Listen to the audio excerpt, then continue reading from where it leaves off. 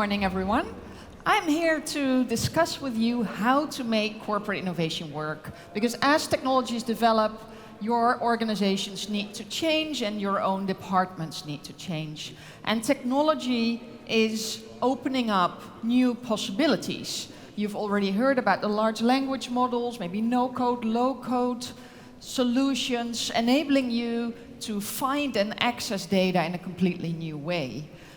Technology also puts new challenges on your plates, probably. Carbon reporting, dealing with new ways of fraud and cyber attacks.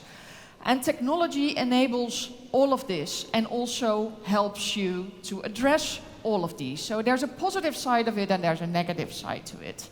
And as technology develops at lightning speed, it's very likely that your organization does not. Unfortunately, but you have to try to keep up. Reality is technology does not determine the speed of change. It's very likely that most of your organizations just use a fraction of what's possible today. So why is this? Well, there are three key limiting factors slowing innovation down in existing organizations. And the larger and more traditional the organization is, the stronger these internal forces are. The first one has to do with organizational silos. What do? We split organizations up in business units, product lines, staff functions, you name it. Every silo gets their own KPIs, fights for their own KPIs. There are very few people looking at the bigger picture, and the more radical ideas usually cut across silos, by default having no chance of survival. We hear a lot of arguments around what we call loss aversion. This is a very powerful force. We humans are more focused on protecting what we have than embracing the new thing. And theory dictates that the new thing has to be worth at least twice as much as the old thing before we're willing to consider it. And when we talk about innovation, it's often apples and pears. It's difficult to combine them, making adoption even more difficult. We also hear arguments of loss of control. It's also loss aversion. Or new products cannibalizing on existing cash cows, making it not a very good idea. We have a strong force in terms of legacy systems slowing things down. Oh no, our IT system can't deal with that, our data is incompatible, our CRM system can't work with this, or this is not how we do things internally. This is not how we work, and mind you, procurement has a very strong voice in that. And the third factor is very intangible. It's what we call the human factors. We just heard about it. This is about the technology adoption. If we look at technology adoption, you make it very black and white. You have the technology optimists. They see the opportunity, they see the possibilities, they see the positives. And you have the technology pessimists, mainly focusing on the negatives and the risk. And the two don't really speak the same language. Now, I'm one of those technology optimists. I love technology. I love diving in and understanding what that technology can bring us. But when I experienced resistance myself for the very first time, my interest was triggered in the more psychological aspects of it. And if you want to make change happen in your organization, understanding the psychology behind resistance to change is very important. So I want to share some information here to help you better understand. Let me give you a little bit of context in terms of my personal experience. I have multiple roles in my professional life, but I'm also just a mom of two boys. Ramsey and Jordan, here they're 7 and 8. And Jordan is this boy with this exceptional talent for anything digital. As a baby, he became physically wild when he saw my iPhone. At the age of 2, he knew how to switch Wi-Fi networks if his internet connection was slow. And at the age of 3, he knew what he wanted to become, a YouTube star. Now, if you have kids yourself, you might recognize the situation. You're first going to take your picture with mommy, and then you'll get an ice cream. But in any other situation, it looked like this. I was like a mobile electronics store carrying iPads, game consoles, headsets, extra batteries, you name it, and I brought it. And even though I facilitated this as a mom, I was also deeply worried at the same time. I also read the newspapers telling me the entire generation will soon need glasses. I also wonder if some of the games are maybe too violent and what that does to his brain. And how about the development of his social skills? Does he have enough friends? So as a mom, I want to put the brake on, forcing him to play outside, as I did as a little kid, in this case in Zandvoort at the beach. But I also have another role in life as I'm here today. I speak about technology and the impact. I'm a professor at the Delft University of Technology looking at the new possibilities of technology. I help organizations to speed up innovation. And looking at Jordan as an innovation professional, I think, put the brake on. No, let's speed it up. That boy has a talent, and I need to facilitate that, and I need to help him to develop into whoever he wants to become. And this put me in a very interesting position. And as an innovation professional, I observed my own feelings as a mom with interest, wondering, what am I really afraid of? And this triggered an extensive research into technology adoption and resistance, and why we as humans tend to especially point out why technology is bad for us. And I found out that we use the same arguments over and over again to explain why technology is bad for us. So let's take a journey through history, starting all the way back at the invention of writing, the technology of the moment.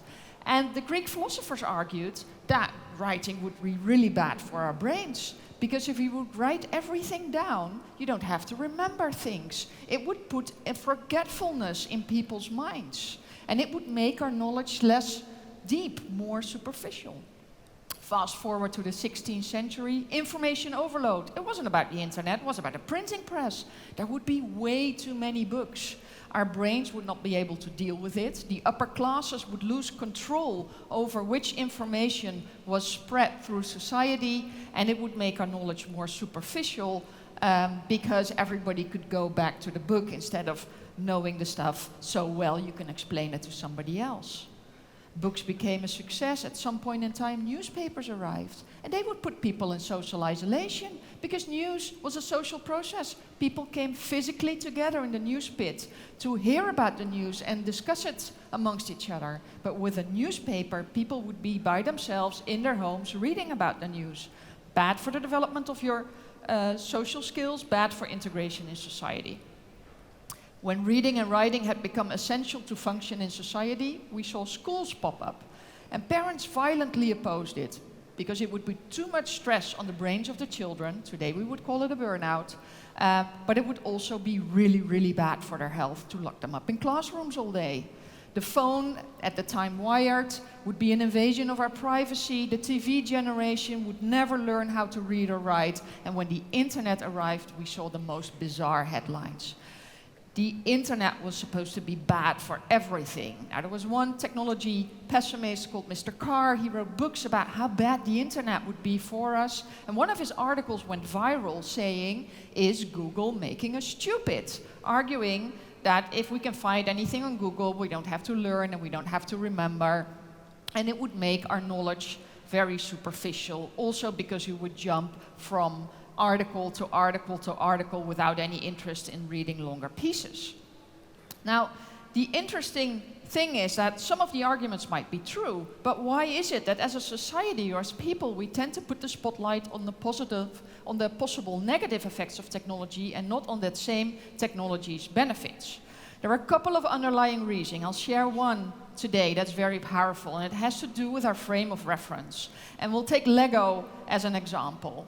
If you ask people my age who enjoyed playing with Lego as a child, what would you rather see? That your children or nieces or nephews play with Lego for an afternoon or play with Minecraft on an iPad for an afternoon? Most people choose Lego. Why? Because we tend to choose what we understand and value and what we know today.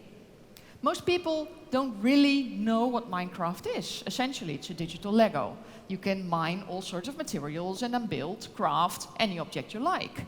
And this is one of Jordan's many creations who plays Minecraft hours and hours and who never ever touched Lego.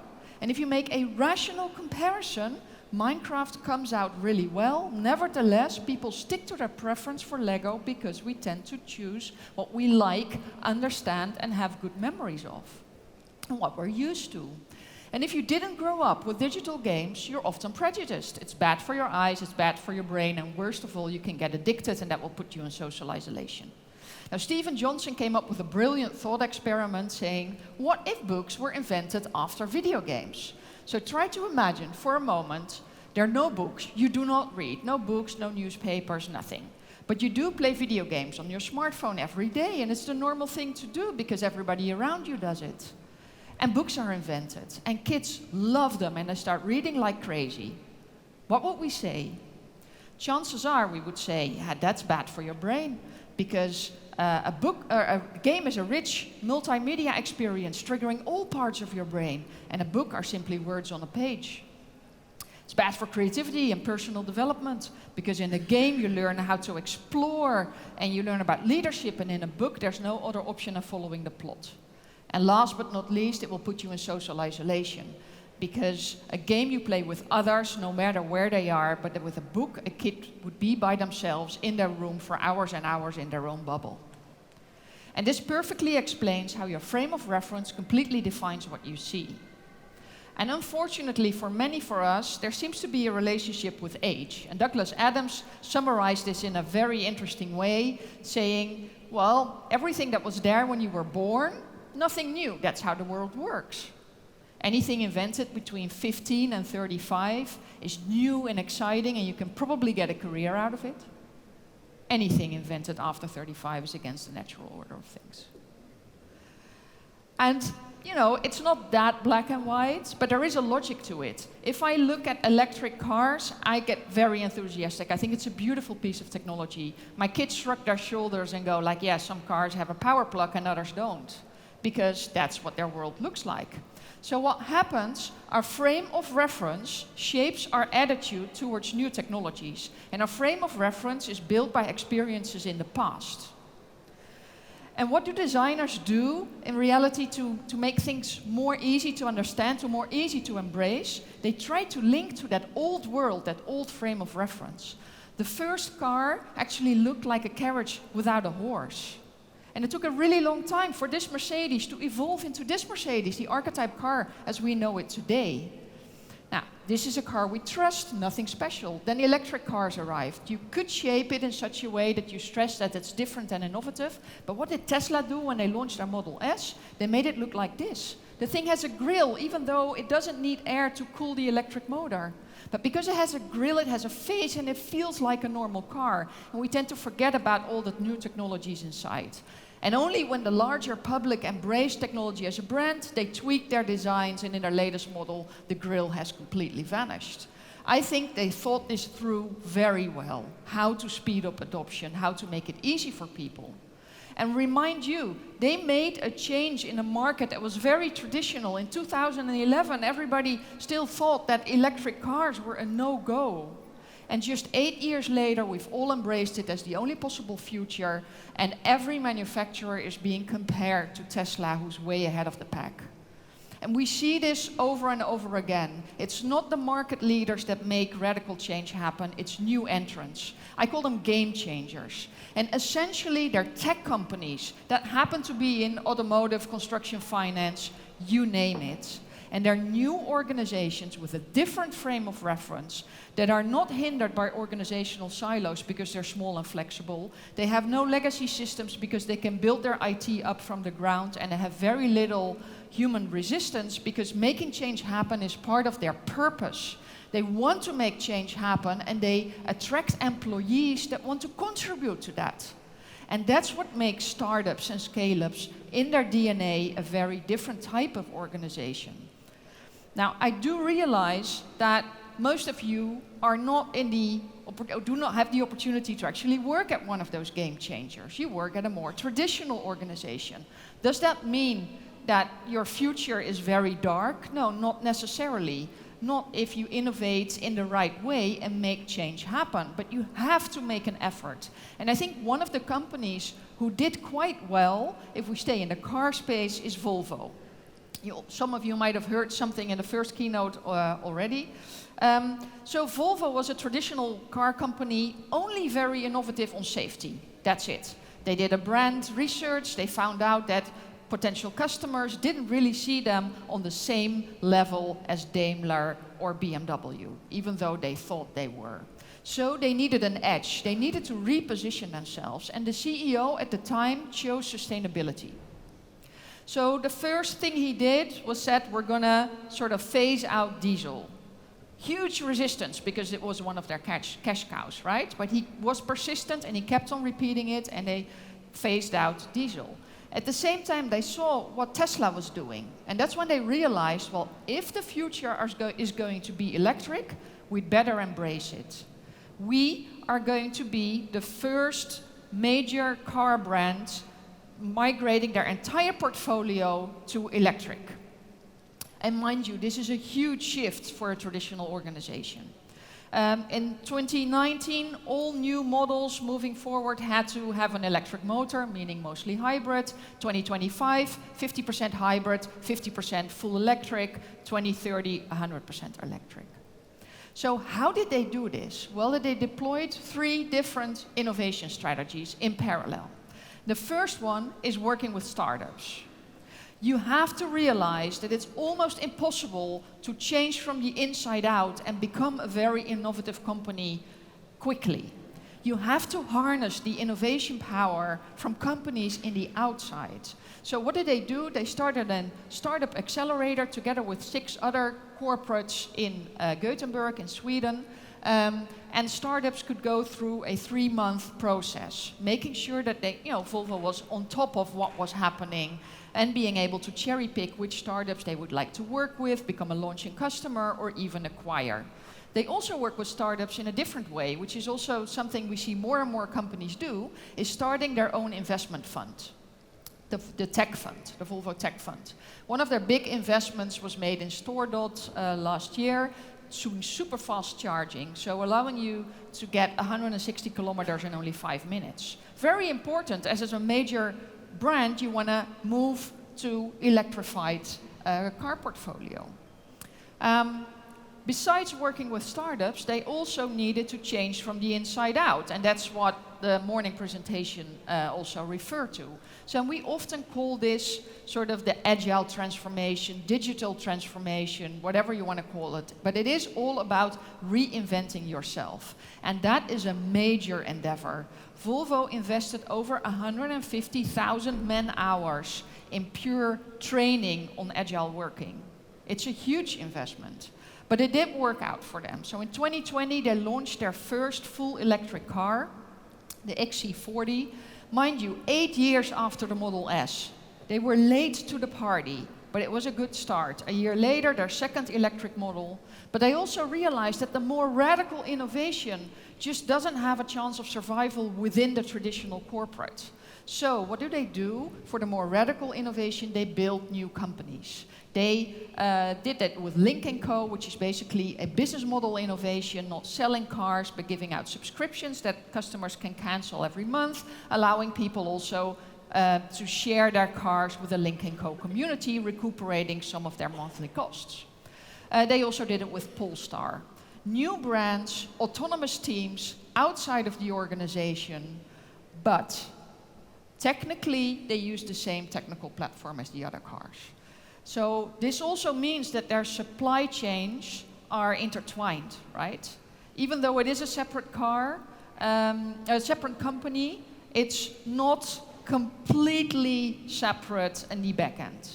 Now, these 3 innovation strategies can totally work in parallel because they deliver different results. The first one, working with startups, usually gives you new product features, like algorithms for self-driving cars or better windscreens with like that increased contrast in bad weather. Reinventing yourself usually leads to new products in terms of moving your entire product portfolio onto a future-proof platform. And the third one delivers new value propositions for new markets or new target audiences. And in all 3, unfortunately, what I see a lot, procurement is a limiting factor. You need to figure out, if you want to work with startups, your normal list of criteria probably doesn't comply. And same for building that new company. They want to move fast. Pace is much, much higher than the traditional corporate. So I think you also have a huge challenge ahead, or a big strategic question in terms of what will you do to facilitate innovation in your organization? Because without procurement on board, it will become very, very difficult. Thank you very much.